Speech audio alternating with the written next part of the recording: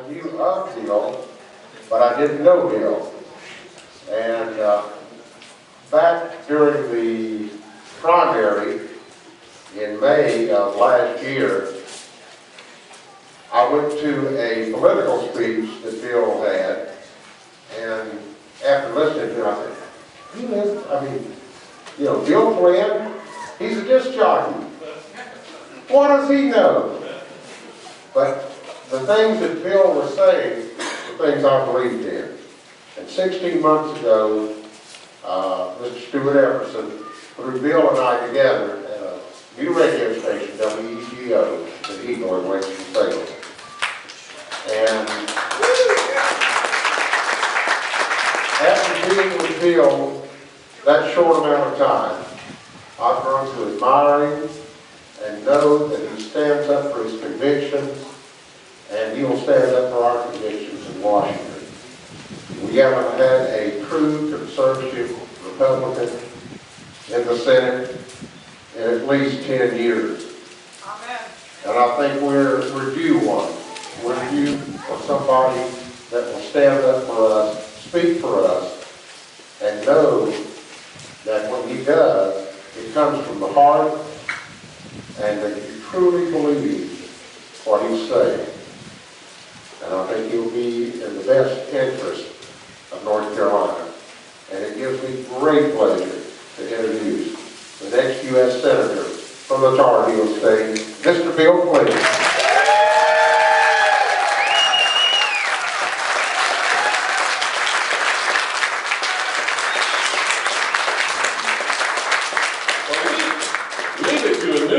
To pull the story out a little bit early. Hey, how are you? Thank you, Smith Patterson. It's what an honor it is to have that kind of a legendary broadcaster to work with every day, and I so appreciate our relationship. How are you today? Good. It is a great day. How many veterans do we have in the audience? Where are you? Do we have a round of applause? We have our veterans over there.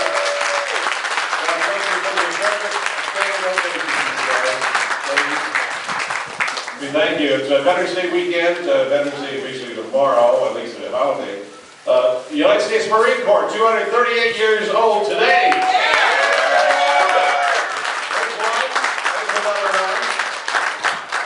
And these are great and momentous things. And we're just in the shadow of the new memorial. How many of you know about that that's being built out here?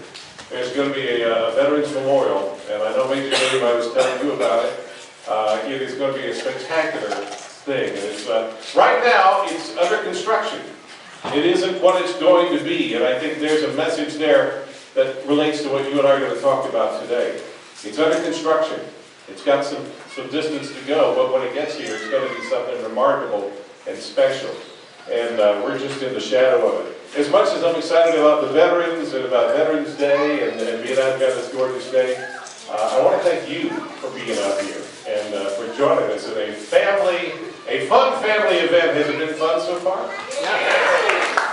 Good. Hot dogs good? Yeah. Jeremy, where's Jeremy back there? Cooked them all. Raise your hand. Thank you, Jeremy. Good job. Hot dogs, nice show.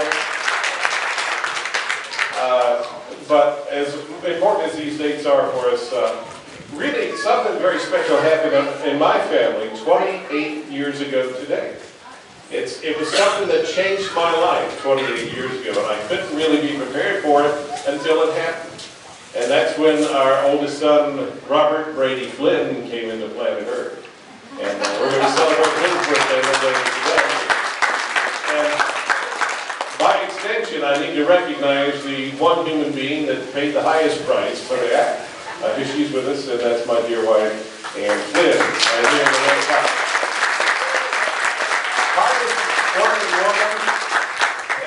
There's some fun. We've been to a lot of events together, and maybe you haven't met Ann before. It's because she's working, so I can go out and have fun. And next to Ann is my dear mother-in-law, Frances Culbertson. Thrilled to have you with us. She's the one that said, "Does this mean you might have to quit your job?" That's a mother-in-law. That's what they do. And there's some folks that have traveled some business today. I want to thank my sister in the back of it. Her name is Kathleen McLaren. My great supporter for many years. And I do forgive you for putting me in the rollaway bed and locking it and running off. So you didn't forget about that, I did too. I do want to recognize too some folks that have made a great difference already. We have an executive committee that's been working together and well for some months now. And first among them is my dear friend and brother in many ways, Robert Watkins, right here. Robert, you all know him. I believe our relationship is something that God has inspired. Also on our executive committee. Have you ever heard of the Hatfield and McCoys? We got half of that here. We got Chris McCoy there in the white shirt. How about Chris? And just so you know, he really is part of the McCoy family that was part of that legendary feud. Y'all just settled that a few years ago, didn't you? Sort of. It may come back.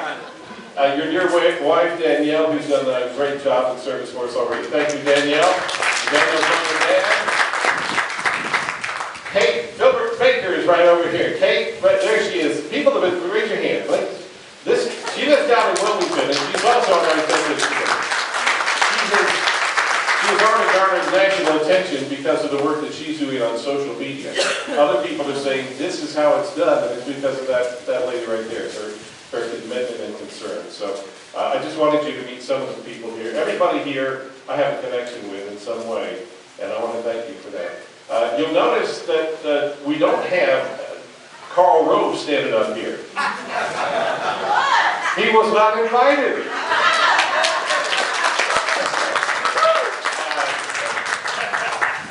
How many of you saw the Billy Graham special? How many of you were touched or moved by that? I know I was. And Billy Graham talked about some things that really hit my heart, and among them is his great concern for the country and where it is and where it's headed. And his concern, he actually says he wept when he visited some cities. And you and I are not necessarily in that spiritual realm at the moment as he is. But it's something that really struck me. And you and I know there is something that's not right with our country, don't we? Yes. And you and I know that if that's going to change, it's going to change from us. We can set it together with other people. This is, when we talk about America, it's not out there to the horizons. America is here under this shelter at Triad Park, Kernersville, North Carolina. This is where America is. And it was John Adams who said that our Constitution was really made for a moral and religious people, and that it doesn't fit for any other kind. And that ties into the message that Billy Graham was giving, doesn't it? And we see that what happens in our country when we fall away from the tenets of our Constitution. We see the distortion and really the robbery of our liberty. And these are some of the things that I know are on your hearts and have been in my heart for some time now. So then the question then turns to, how does it manifest? How do these things show up? And we see things like, well, the IRS targeting maybe some of you in this room because of your First Amendment. We see the NSA intercepting messages that you think are private. You don't have to say about that. And we see the ACA, the Affordable Care Act, which is neither. By the way, there are more people right now running for the United States Senate seat in the Republican primary that have successfully enrolled in Obamacare in North Carolina.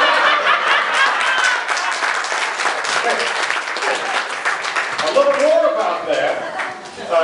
That person hasn't even paid the fee yet, so they're not officially enrolled. And they already got hit by a scammer, the one person. That's what we're talking about. But we don't rest on the promise of government. We rest on the promise of liberty that's given to us by God. And the ability to move forward. You and I can't stand around and we got plenty to be against. We can't stand around and complain about these things. We need to know about them. We need to push back and fight. But we also must, if we're going to be competitive in any political race anywhere, we must have a positive, uplifting message that leaves people somehow progress from where they were. Do you agree? Yes. I mean, we can be sour. We got reason to be sourpusses. It's already clapped. I'm pumped about this. So, but the point is, nobody is going to want to see us because we don't, we're sprouting and we have reason to be angry. We have reason We have great reason to be very, very encouraged in our country today. We have a United States Constitution which is immutable. It's written. People cannot change that. And that's precisely one of the big reasons why it's under attack. We understand, unlike the French Revolution, which gave birth to European socialism, based on things like liberty and equality and fraternity. No mention of God in the French Revolution. You end up with socialism. That's what you end up with. We had the American Revolution, which gives us what? We're endowed by our Creator. The idea that there is a God and that God is certainly above you and me and certainly above the government. And the job of government is to protect those unalienable, God-endowed rights that each of us have, regardless of our age, of our background, of our skin color, of our ethnicity. These are truths that do not change. And somehow in our country, we've allowed this to get away. And we've got to have voices in the political arena every day standing on these promises. Do you agree? Yes. Yes. Are you willing to help? Yes. How much are you willing to help? I mean, a lot. A little? Pull the shirt sleeves up. You're ready. You're ready to get in and fight. Yes. Now let me suggest to you something. I think one of the things that's happened in American politics today is the absolute distance that we feel from our elected representatives. Yes. They're in Washington. And sometimes they're here, but are they really here? Emotionally, mentally connected. Do we recognize the people that we ask to go serve us as servants or as leaders? Right? You know, we are not subjects to the kingdom. You and I are citizens in a republic. That means you and I have that position of authority, really, over our elected officials. Do we always sense that? No, and that has to change. And we have to make that voice loud and clear. And one of the ways we're going to do that is starting right here and right today. That distance is going to be like this picnic shelter and this unfolding of a campaign I'm going to tell you about. And that distance is something that each one of you in this shelter, and by extension those that are joining us on Facebook and Twitter and will hear our message, each one of you we think of and must think of, because we have no other option, as one of our campaign advisors. That's how close it is. And yes, we've got ideas, and yes, we have plans. But you and I know we must engage from day one. And as a campaign advisor, it is your job, it is your duty as a citizen to make sure our campaign is informed on issues you think are important. And to guide our campaign with the messaging that you think is going to work. It's not about Karl Rove. It's about you.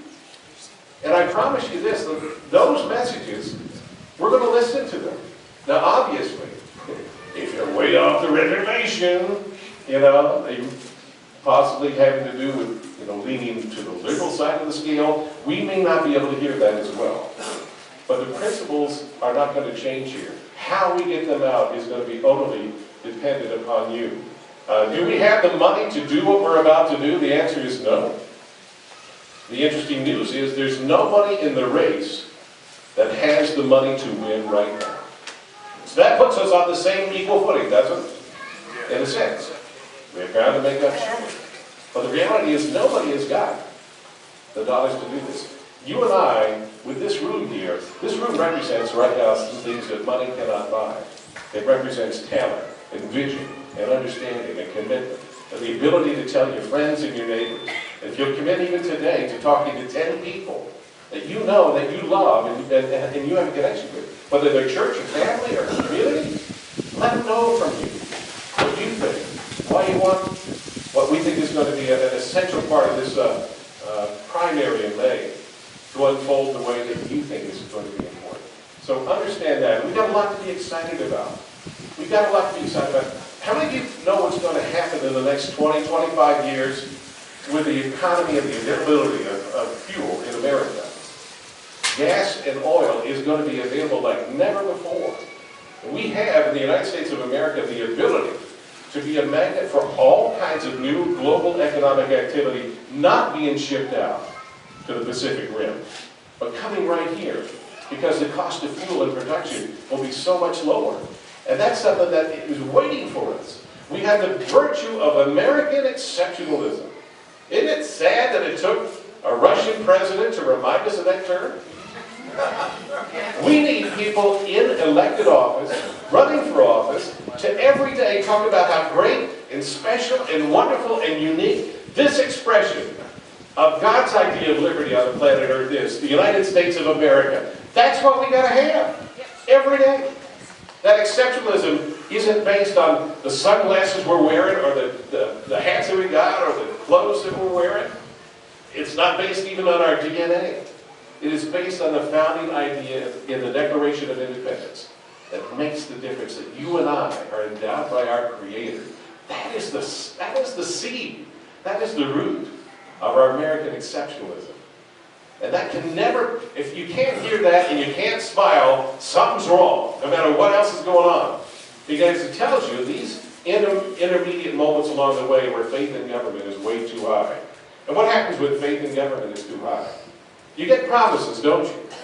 If you like your insurance, now, if you like your insurance, you can keep it. And over here it's, you can't have that insurance anymore. That's what government does. That's what government, we got to expect that from government. We must look to ourselves. So often people say, well, Bill, we need this or we need that. You and I have to be a part of a new message across North Carolina, across America, that says there is daylight between what people need and what the government should, can, and ought to do. Agreed? Yes.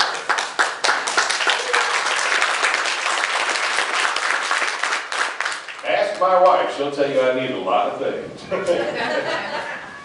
But looking to the government as the first option ought to be the last option. If we want to progress and live as liberty-minded people under the idea that we are accountable. By the way, liberty doesn't mean just being free to do whatever you want. It means free to pursue the will of God in your life. That's the original intention of it. And that changes everything. It really addresses the idea of self-governance.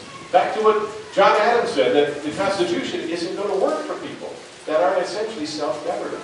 We have to build not only a campaign here, we've got to build a movement that sweeps across the state, in the Southeast, that reaffirms what it is to be an American. We have lost our way. So how do we do it? Any ideas? Get involved. Oh, we're good. Congratulations. Get out and talk to people. Don't feel crushed. You know, our declaration says you and I have an obligation. When the government ceases to behave in the way it is supposed to, as ordained really by God, you and I as citizens have a duty, as it says. Doesn't it, Mr. Isley? The word duty is in there. To alter that government. We can alter it. We can alter it. You and I in this shelter can begin that process today. So I just think it's so important that there is that closeness and that lack of distance. You're not going to have to call out. If you have a campaign idea for us, we want to hear from you. We want to hear from you directly. Are we going to be able to do everything? No. But these are essential qualities that we have to be a part of. I think it's important now to tell you exactly what this day is about and why it's so important for me and I hope for you. And that is, I've said for some time now that Kay Hagan is wrong for North Carolina. And